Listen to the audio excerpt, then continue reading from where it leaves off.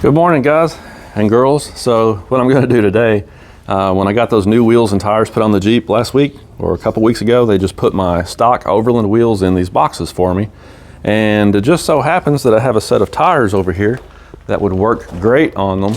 Now the factory tires that came on the Overland were 255 70/18s. These are 265 70/18s, but it's really, really close. So since these are sitting around here, I'm going to have these put on the Overland wheels, and that way I'll have basically a stock set of wheels and tires sitting around for whenever I might decide to use them or whenever I need them. These were the tires that were on my father's truck. So we're doing long-term review right now on the new Yokohama tires. I had the XATs on my truck, took them off and put them on his. So we're still doing long-term review on those. And right now I'm running the Yokohama MTs, as you know, but these Nittos were on his truck when he got it. They're only a year old. And so they've just kind of been sitting out here in the barn for a while. So might as well put them on the wheels and use them, or at least have them ready to use if I need them. I've never been a fan of Nitto tires. I think they're extremely overrated. There's lots of reviews where people complain about them being really terrible in bad weather. They're not good in the rain, not good in the snow. These don't do well in the mud either. They don't wear very well. The rubber compound sucks. You can see how the tread blocks have gotten chewed all to pieces just from driving on gravel roads. This truck never got off-roaded. You know, it was just used as a daily driver, and the tread blocks are all torn up from the gravel.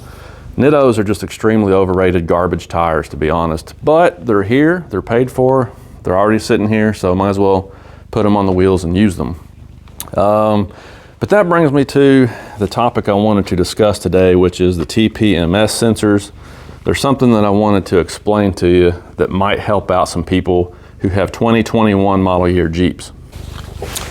All right, so this sensor right here, hopefully you can see the part number. It's a Schrader 29093, all right? This one is the one you want if your Jeep, whether it be a Wrangler JL or a Gladiator JT, either one, if it was built prior to the first week of June of 2021, then this is the one you want. Hopefully the camera's not getting all out of whack as far as focus goes when I do that. But 29093 is the correct part number for your Jeep if it was built prior to June, first week of June of 2021. Now I've seen a couple of different specific dates in different computer systems, depends on where you look. I've seen June the 5th, I've seen June the 7th. I can't really tell you the exact day that the factory made that change, but it was sometime during that first week of June 2021 they switched over. So this TPMS sensor, the 29093 Schrader branded TPMS sensor, will work on your Jeep if it was built before that.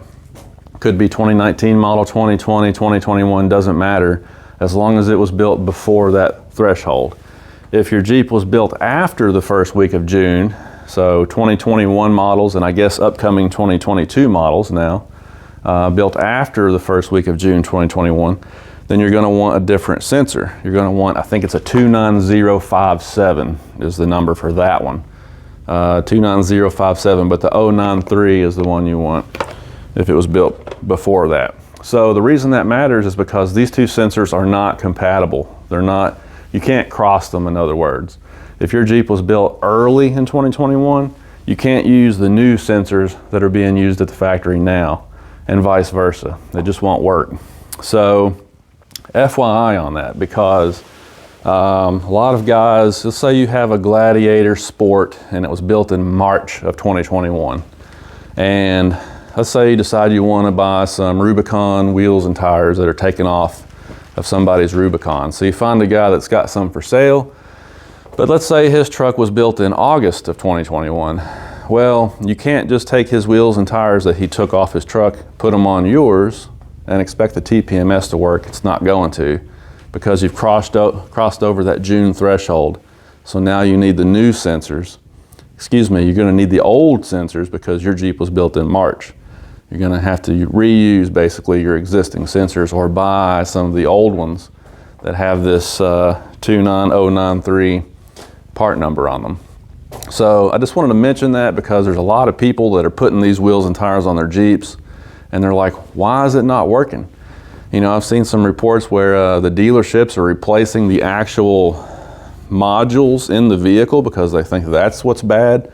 They've tried a lot of different things to get the sensors to work. Can't get the dash to show the tire pressure, so they think the modules in the vehicle are bad, and really they're not. It's just really giving people a lot of headaches because they switched over halfway through the model year. So just a FYI on that. Hopefully that'll help somebody out. My Jeep, and by the way, I'll show you where you can find out exactly when your Jeep was built. Mine was built May the 27th, so I was really close to that threshold. And basically the week before the switchover is when mine was built. So I got the old sensors, 29093, and I'm hoping that they'll work. They should. Should be the ones that I want. But again, I was really, really close. But if you're wondering about that, how do you find out exactly when your Jeep was built? Let me show you. All right, so I'll show you how to find out exactly when your Jeep was born. So you open the door. Obviously, you've got some informational stickers here. What you're gonna do is look at this one up here, that's silver. And if you go up here, right there, it says month, day, and hour. So you can see the month, 05, the actual date, the 27th, and the hour was 6th hour of the day, which of course is 6 o'clock in the morning. So that's where you're gonna look to find out when your Jeep was actually built. So again, mine was built May 27th, the week before they did the switchover. So I'm cutting it really close, but those 29093s should work for me. So hopefully this will help somebody out and help you avoid some confusion.